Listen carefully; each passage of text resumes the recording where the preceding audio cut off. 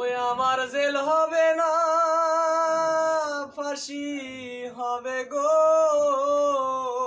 ওই আমায় উকিলে তো কইলো না, ম্যাজিস্ট্রেট শামসুল হক জামিন দিল না আমারে।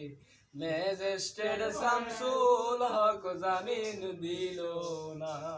ওই আমার জেল হবে না, ফাঁসি হবে গো। ওই আমায় উকিলে তো কইলো না, ম্যাজিস্ট্রেট শামসুল হক জামিন দিল না আমারে। ম্যাজিস্ট্রেট শামসুল হক জামিন দিল না।